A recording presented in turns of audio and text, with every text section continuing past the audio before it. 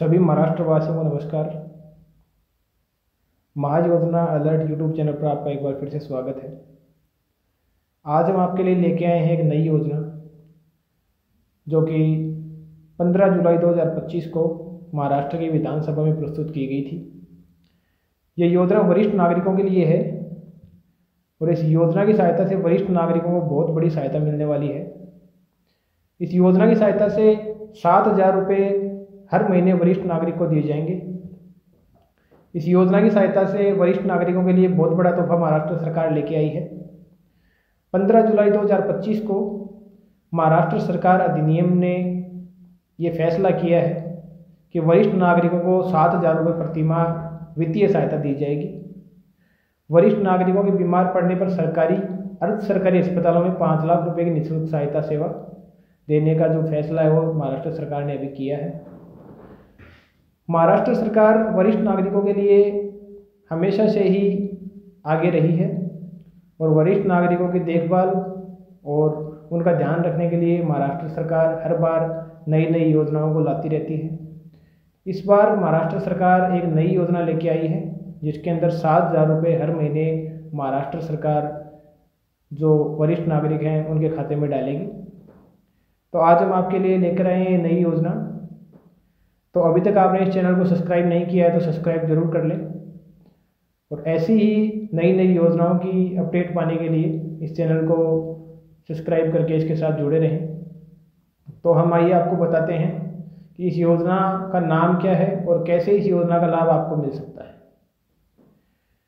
तो यह योजना महाराष्ट्र सरकार अभी 15 जुलाई 2025 को इसकी शुरुआत इसने की है। इसके अंदर वरिष्ठ नागरिकों को 7,000 रुपये प्रति माह वित्तीय सहायता दी जाएगी। वरिष्ठ नागरिकों के बीमार पड़ने पर सरकारी और अर्ध सरकारी अस्पतालों में 5 लाख तक का मुफ्त इलाज दिया जाएगा। वरिष्ठ नागरिकों को महाराष्ट्र दर्शन हेतु प्रति वर्ष 15,000 रुपये की सहायता दी जाएगी।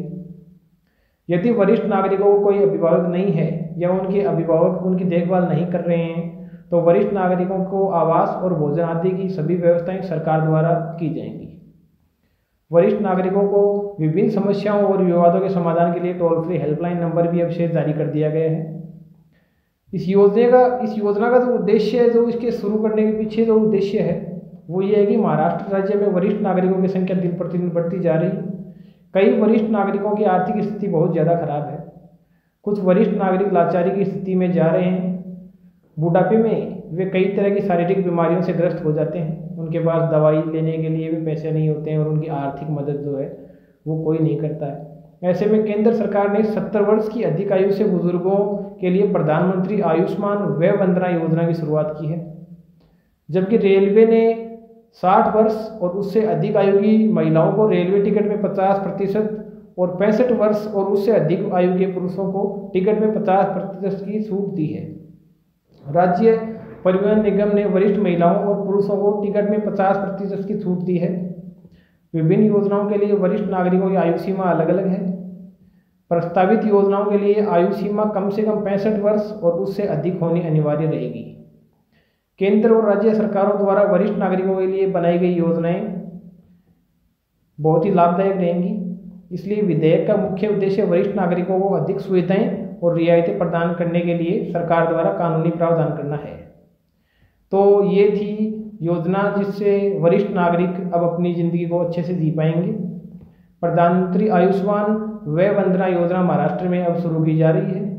तो जितने भी वरिष्ठ नागरिक हैं जिनकी उम्र 65 वर्ष से अधिक है वो इस योजना का लाभ जल्द से जल्द उठा सकते हैं। इस योजना से वरिष्ठ नागरिकों को जो लाभ मिलेगा उससे उनकी ज़िंदगी काफ़ी आसान हो जाएगी और वे अच्छे से अपना जो बुढ़ापे का जीवन यापन है वो कर पाएंगे।